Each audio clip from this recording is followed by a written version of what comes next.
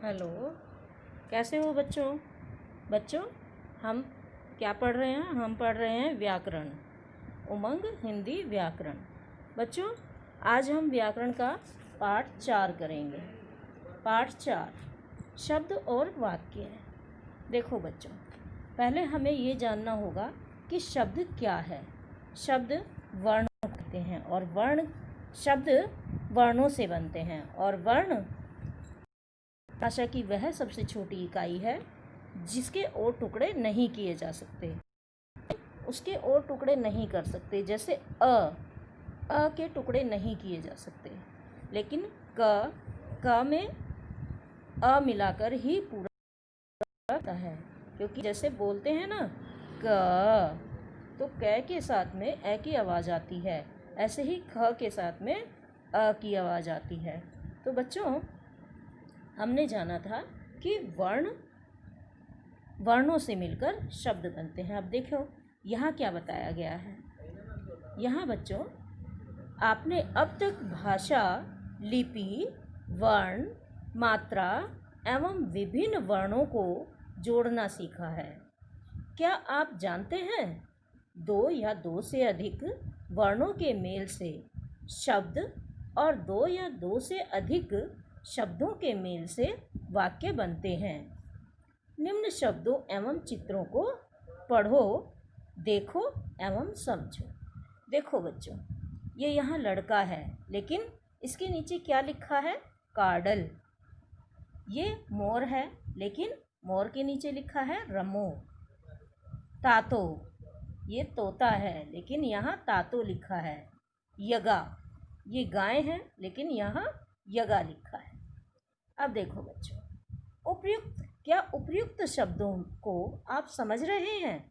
बच्चों, यदि ये चित्र नहीं होते तो हम इन शब्दों को नहीं समझ पाते, क्योंकि हमें इनका सही नाम ऐसे देखकर नहीं पता चल रहा था। जब हम इन शब्दों को सही करते तभी हमें पता चलता कि ये सही क्या लिखा है। नहीं, क्योंकि इनका कोई अर्थ नहीं। अतः आप समझ सकते हैं कि वर्णों का सार्थक मेल ही शब्द कहलाता है। जैसे ल, ड, क, आ लड़का, मो, रे मोर, तोता तोता, गा य गाय इत्यादि। ठीक है ना बच्चों? देखो, यदि हम इन शब्दों को सही यानी व्यवस्थित करके लिखते हैं, सही क्रम में लिखते हैं, तो हमें पता चलता है और ये गाय है। लेकिन उल्टे सीधे अक्षर लिखेंगे तो बच्चों, ना तो उसका अर्थ समझ में आएगा और ना ही पता चलेगा कि हमने क्या लिखा है। अब देखो बच्चों, वर्णों का सार्थक मेल ही शब्द कहलाता है। वर्णों का सार्थक मेल ही शब्द कहलाता है। यदि हम शब्दों को लिख दें, वर्णों को लिख दें और उनसे शब्द बना दें, कुछ भी शब्द बना दें, लेकिन उसका अर्थ ना निकले, तो बच्चों उसका कोई लाभ नहीं है। उसे शब्द ऊपर आपने पढ़ा, शब्द कहलाता है। वैसे ही शब्दों का सार्थक समूह या मेल वाक्य का निर्माण करता है। क्या करता है बच्चों? वाक्य का निर्माण, यानी शब्दों के सार्थक समूह से ही वाक्य बनता है।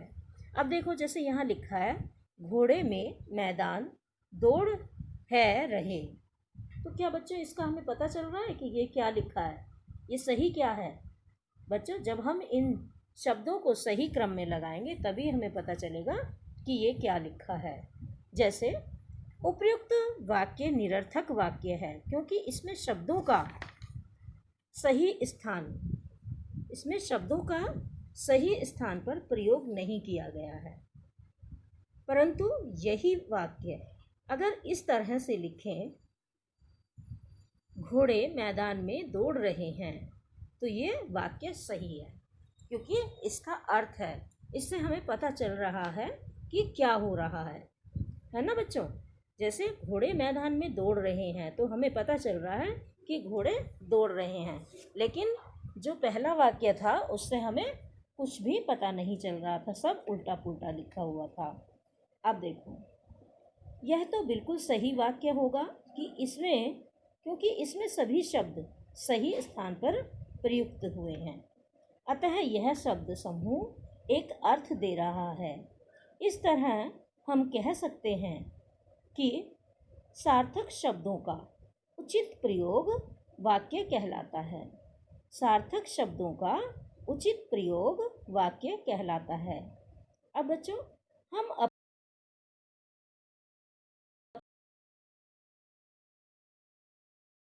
क्योंकि इन्हीं उचित सम्मिलन भाषा का निर्माण करता है। अब देखो बच्चों, आओ जाने हमने पाठ में क्या जाना। विभिन्न वर्णों का उचित संयोजन यानी जोड़ शब्दों का निर्माण करता है और विभिन्न शब्दों का उचित संयोजन अर्थात जोड़ वाक्य बनाता है। विभिन्न वाक्यों के उचित संयोजन यानी जोड़ से भाषा बनती है। अब तुमने क्या क्या जाना? शब्दों की निर्माण प्रक्रिया, वाक्यों की निर्माण प्रक्रिया और भाषा की निर्माण प्रक्रिया। अब बच्चों इसके प्रश्न उत्तर वो हम कल करेंगे। धन्यवाद।